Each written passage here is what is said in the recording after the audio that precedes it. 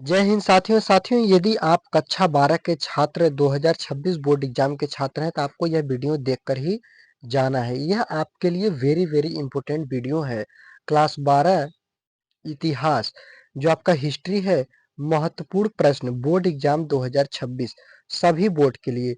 यदि आप यूपी बिहार से लेकर किसी भी बोर्ड से हैं तो आप इसको पढ़ सकते हैं। आपके लिए यह वीडियो है। यदि आप चाहते हैं बोर्ड परीक्षा में 95% रिजल्ट बने, 90% रिजल्ट, 90%, 95%, जितना आप चाहें, जितना आप पढ़ेंगे, जितना आप मेहनत करेंगे उतना आपका रिजल्ट बनेगा, ना कि किसी के कहने से या मेरे कहने से। जब आप पढ़ेंगे, याद रखेंगे, अपनी तैयारी को बेहतर बनाएंगे, अपने एग्जाम के प्रति समर्पित रहेंगे तो आप टॉपर बन जाएंगे बोर्ड एग्जाम में। तो चलिए चलते हैं और उन इम्पोर्टेंट क्वेश्चन को देख लेते हैं जो आपके 2026 बोर्ड परीक्षा में जरूर पूछे जाएंगे। देखिए दोस्तों, यह क्वेश्चन आपके बोर्ड परीक्षा में प्रति वर्ष हर वर्ष पूछे जाने वाले क्वेश्चन हैं, वेरी इंपॉर्टेंट, जो आपके बोर्ड परीक्षा में पूछे जाएंगे। देखिए दोस्तों, कितना पढ़ रहे हैं, कितना पढ़े ये मायने नहीं रखता। आप कितना भी पढ़ लें लेकिन आपका नाम तभी होगा जब आप एग्जाम में अच्छा करके आएंगे।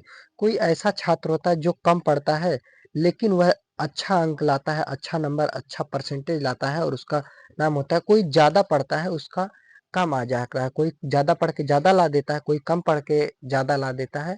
ये आपके ऊपर निर्भर करता है कि आपको कितना याद है, क्योंकि एग्जाम में जो आपको याद है यदि वह आ गया तो आपका तो आप बहुत आगे चले जाएंगे। इसलिए मैं आपको उन्हीं इंपॉर्टेंट क्वेश्चन आंसर को कराऊंगा जो आपके बोर्ड परीक्षा में पूछे जाएं।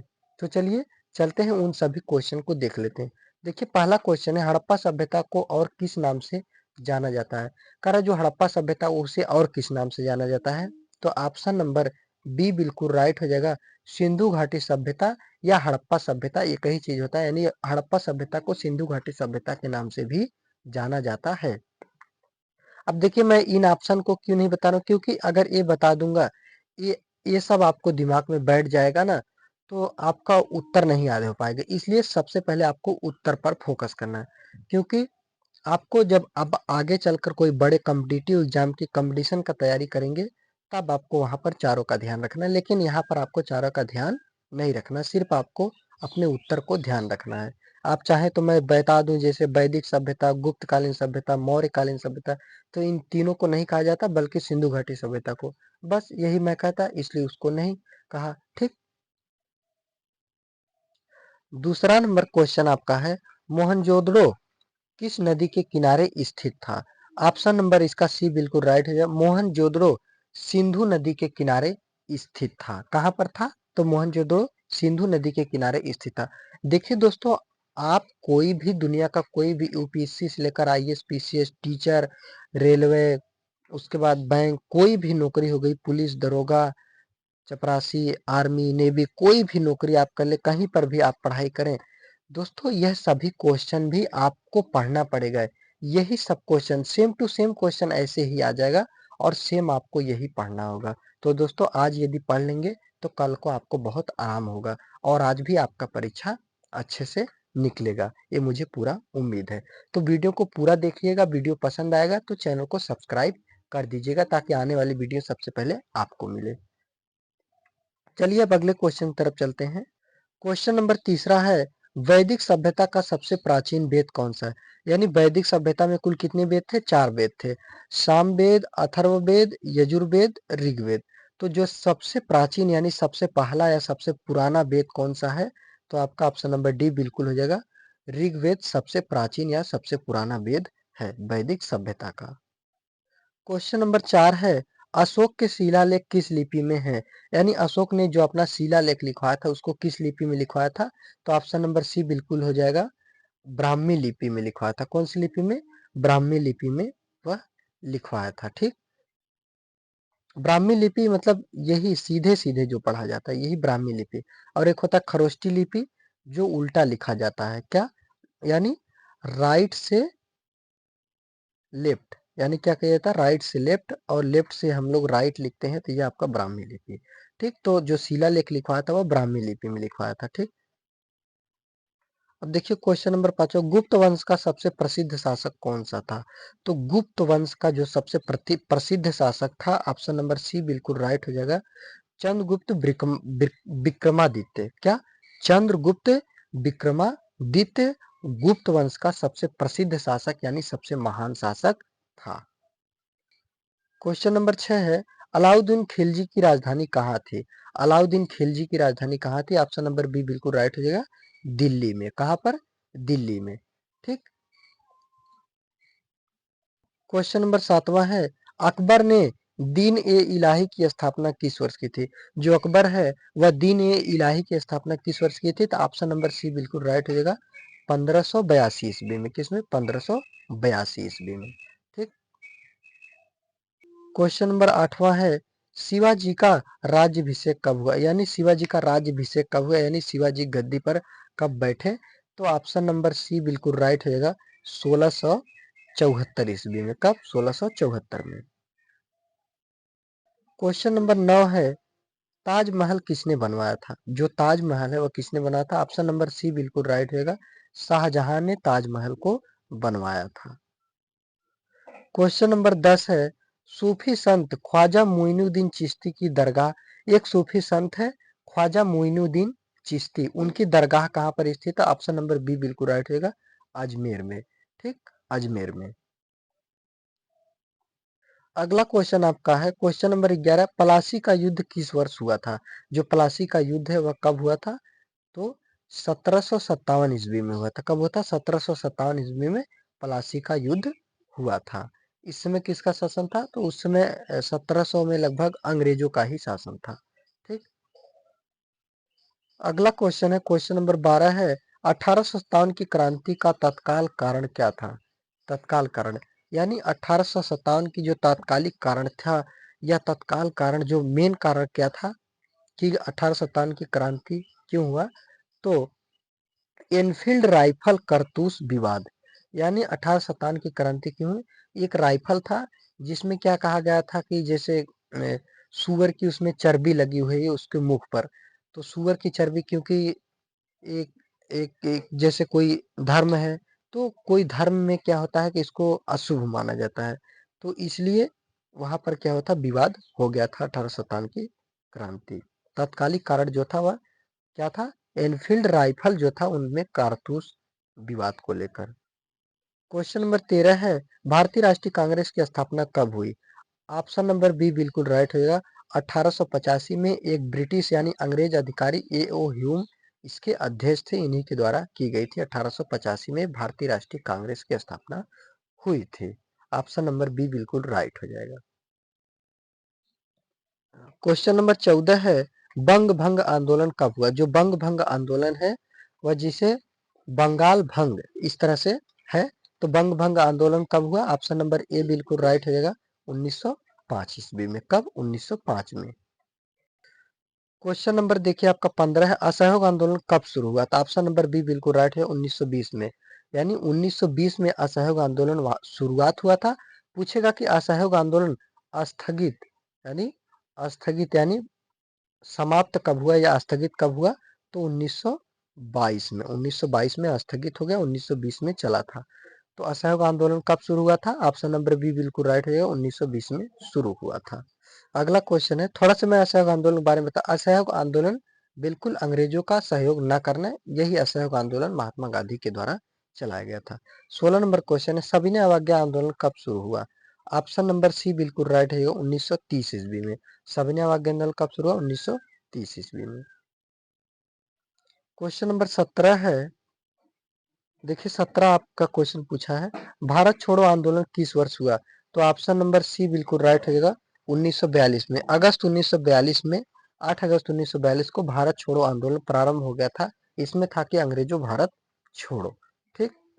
कुछ क्वेश्चन ऐसे मैं पहले करा चुका हूं, जैसे भारत छोड़ो आंदोलन किसी और वीडियो में कराऊं, तो उसको आप छोड़ दीजिएगा, आगे वाला क्वेश्चन पढ़िए, उसको मत लिखिए अपने कॉपी में। लेकिन जी हाँ, जरूर आपको एक नोट से एक कॉपी बनाकर चलना, क्योंकि हम आपके 2026 बोर्ड एग्जाम की तैयारी आर्ट्स से रिलेटेड, हिंदी इंग्लिश जो भी सब्जेक्ट है आपका, उन सभी सब्जेक्टों को मैं पूरा बहुविकल्पी, अति लघुत्तरी, लघुत्तरी, दीर्घोत्तरी सभी प्रश्नों को मैं कराऊंगा, और आपकी बोर्ड एग्जाम की पूरी तैयारी लास्ट तक जाते जाते मैं करा दूंगा। ठीक है दोस्तों, आपके बोर्ड एग्जाम नजदीक आते आते पूरी तैयारी करा दूंगा।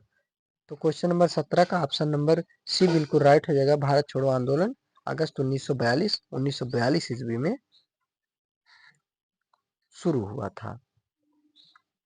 अब अगला क्वेश्चन है क्वेश्चन नंबर 18, जलियांवाला बाग हत्याकांड कब हुआ? तो ऑप्शन नंबर बी बिल्कुल राइट हो जाएगा। कब? 13 अप्रैल 1919 कहाँ पर हुआ था? तो पंजाब में। पंजाब के कहाँ पर? तो पंजाब के अमृतसर नामक स्थान पर एक मेला लगा हुआ था। उसी में जनरल ओ डायर ने आदेश दिया, जनरल आर डायर ने गोली चला दिया, जिसमें बहुत लोगों की जानें मारी गई। इसी के कारण 5 फरवरी 1922 को चौरी चौरा कांड हुआ और चौरी चौरा कांड के बाद 1920 में असहयोग आंदोलन चला, 22 में असहयोग आंदोलन मतलब समाप्त हो गया। ठीक, 20 में प्रारंभ हुआ, 22 में समाप्त हो गया। अब देखिए अगला क्वेश्चन है क्वेश्चन नंबर 19 है, आजाद हिंद फौज का गठन किसने किया? तो ये तो आपको पता ही होगा, ऑप्शन नंबर बी बिल्कुल राइट हो जाएगा। आजाद हिंद फौज का जो गठन किए थे वह सुभाष चंद्र बोस ने किया था। अगला क्वेश्चन है आपका क्वेश्चन नंबर 20 है, भारतीय संविधान सभा की प्रथम बैठक कब हुई? भारतीय संविधान सभा की प्रथम बैठक ऑप्शन नंबर बी बिल्कुल राइट होगा 1946 में। 9 दिसंबर 1946 प्रथम और द्वितीय पूछेगा तो 11 दिसंबर 1946, तृतीय पूछेगा तो 13 दिसंबर 1946। संविधान सभा की कुल 3 बैठक हुई थी। प्रथम जो था वह 9 दिसंबर 1946, दूसरा 11 दिसंबर 1946, तीसरा 13 दिसंबर 1946 को भारतीय संविधान सभा की प्रथम बैठक हुई थी। भारतीय संविधान सभा के अस्थायी अध्यक्ष पूछेंगे तो कौन है?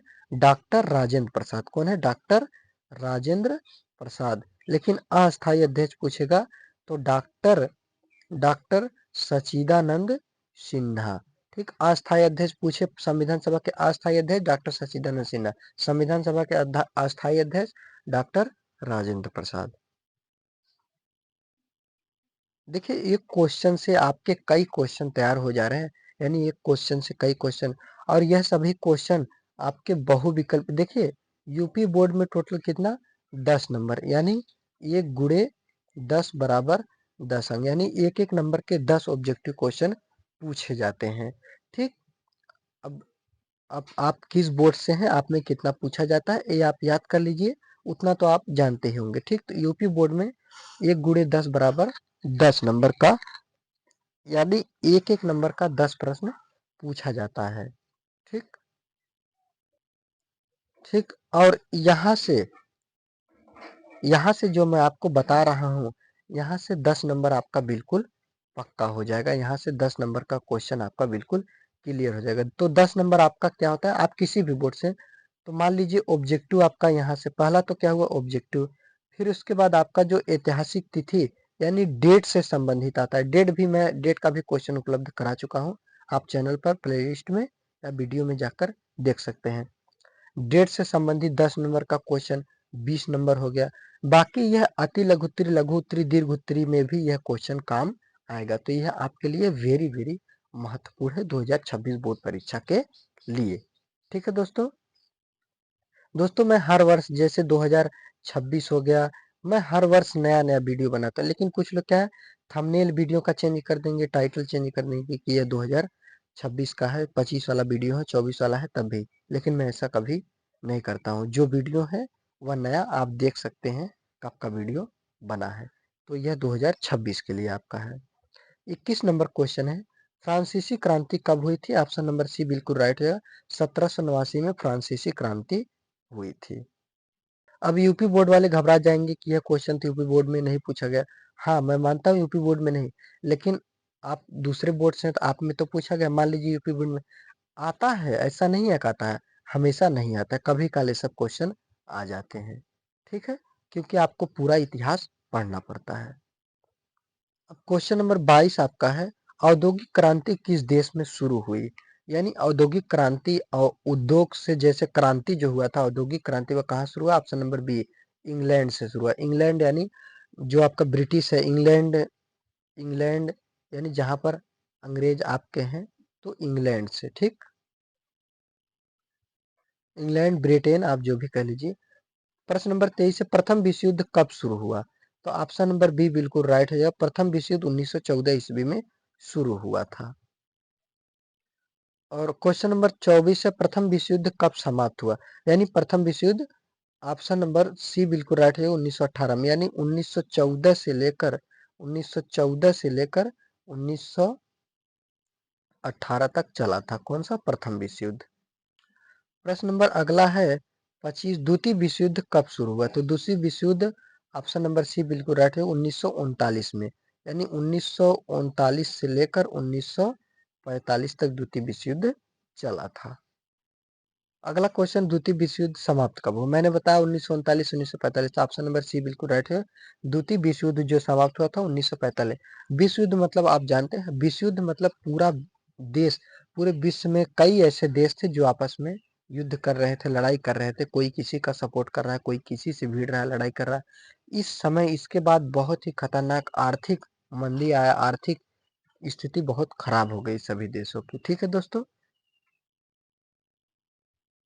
अगला क्वेश्चन है, इस तरह से मैं आपको जो ये हिस्ट्री है, फिर मैं सिविक्स लाऊंगा, economics, geography, home science, sociology, जो भी आप कहेंगे सबको लाया जाएगा, लेकिन मैं अपने आप से खुद सबको लाऊंगा। आप कहेंगे तो आपके लिए अलग से कोई सब्जेक्ट होगा, उसको भी लाया जाएगा। ठीक। क्वेश्चन नंबर 27 है, बोल्शेविक क्रांति कब हुई? बोल्शेविक क्रांति या इसी को क्या कहा जाता है? रूसी क्रांति भी कहा जाता है। रूस की क्रांति या रूसी क्रांति। तो ऑप्शन नंबर सी बिल्कुल राइट हो जाएगा। 1917 में बोल्शेविक क्रांति या रूसी क्रांति हुई थी। क्वेश्चन नंबर अगला आपका है 28, गांधी इरविन समझौता किस वर्ष हुआ था? तो ऑप्शन नंबर सी बिल्कुल राइट है, 1931 में। कब हुआ था? 5 मार्च 1931 को गांधी इरविन समझौता हुआ था। किसके बीच? गांधी और इरविन के बीच हुआ था गांधी इरविन समझौता। ठीक। अगला क्वेश्चन है आपका क्वेश्चन नंबर 29 है, पूना पैक्ट, पूना पैक्ट किसके बीच हुआ था? जो पूना पैक्ट है या पूना समझौता है, यह किसके बीच हुआ था? तो ऑप्शन नंबर ए बिल्कुल आपका राइट हो जाएगा। महात्मा गांधी और डॉक्टर भीमराव अंबेडकर के बीच पूना पैक्ट, यानी एक समझौता हुआ था जिसे पूना पैक्ट कहा जाता है। कहाँ पर? पूना में हुआ था, इसलिए पूना पैक्ट या पूना समझौता कहा जाता है। किसके बीच? महात्मा गांधी और डॉक्टर भीमराव अंबेडकर के बीच हुआ था। अब देखिए अगला क्वेश्चन आपका है क्वेश्चन नंबर 30 है, भारत का संविधान कब लागू हुआ? तो भारत का संविधान, ऑप्शन नंबर सी बिल्कुल राइट है, 26 जनवरी 1950 को भारत का संविधान लागू हुआ। तो अब एक क्वेश्चन और आता है, संविधान बनकर कब तैयार हुआ था? तो कब हुआ था? 26 नवंबर 1949 को बनकर तैयार हो गया था, जिसे संविधान दिवस के भी रूप में मनाया जाता है। पूछेगा संविधान दिवस कब मनाया था? 26 नवंबर 1949। संविधान बनकर कब तैयार हुआ? 26 जनवरी 1950। और भी क्वेश्चन यहाँ से आता है संविधान से। कौन सा क्वेश्चन आता है? जैसे यह संविधान बनने में कितना समय लगा, संविधान निर्माण में कितना समय लगा? तो 2 वर्ष। कितना लगा? 2 वर्ष 11 माह, 11 माह 18 दिन। ठीक है दोस्तों, 2 वर्ष 11 माह 18 दिन संविधान बनने में समय लगा था। ठीक है दोस्तों, और संविधान के बारे में आप चाहे तो थोड़ा सा मैं आपको और ही नॉलेज दे देता हूँ। ठीक है, जैसे संविधान के बारे में जानना चाहें, संविधान में कुल कितने अनुच्छेद थे? तो कुल 395 अनुच्छेद थे। अब यह कब का है? तो संविधान जब बना था, यानी कहेगा मूल संविधान में 395 अनुच्छेद। लेकिन यदि अब की बात की जाए तो अब लगभग 465 प्लस हो चुका है, यानी 400 प्लस हो चुका है। क्या? तो आपके भारतीय संविधान में अनुच्छेद। ठीक है, कुल कितनी अनुसूचियां थी? कुल आपकी 8 अनुसूचियां थी, लेकिन अब कितना हो गया है? अब टोटल 12 अनुसूचियां हो गया। कितना? अब 12 हो गया। पहले कितना था? 8 था, अब 12 हो गया। तो अनुच्छेद हो गया, अनुसूचियां हो गई। अब इसमें आता है भाग। कुल कितने भाग थे? 22 भाग थे, लेकिन अब टोटल 25 भाग हो गया है। ठीक। तो दोस्तों ये था संविधान से रिलेटेड इंपोर्टेंट टॉपिक्स जो आपको जानना है। तो भारत का संविधान कब लागू हुआ? 26 जनवरी 1950। ठीक। अब भारत का संविधान जब लागू हो गया तो संविधान के आधार पर पूरा देश चलेगा और आज भी चलता है। ठीक है दोस्तों, अब दोस्तों आपको क्या करना, अगला वीडियो मैं आपके लिए अब बहुविकल्पी इसमें हो गया 30 क्वेश्चन, 30 में से 10 आपके जरूर आपके बोर्ड परीक्षा में फंस जाएंगे, या जितना आप में पूछे जाते हैं उतना जरूर फंसेगा, लेकिन यूपी बोर्ड में 10 पूछा जाता है, 10 जरूर आएगा। इस तरह से और भी वीडियो आएगा और भी इंपोर्टेंट क्वेश्चन आएगा जो पूछा है। तो दोस्तों वीडियो पसंद आई हो तो चैनल को सब्सक्राइब कीजिएगा, वीडियो को लाइक कीजिएगा, शेयर कीजिएगा और कमेंट कीजिएगा। आपको किसी और भी टॉपिक पर इंपोर्टेंट क्वेश्चन आंसर सब्जेक्ट पर वीडियो चाहिए, जो भी हो आप कमेंट कीजिएगा, मैं आपको उस कमेंट का जवाब दूंगा, उस तरह से आपके लिए वीडियो लेकर आऊंगा। तो आज के लिए बस इतना ही। जय हिंद, जय भारत।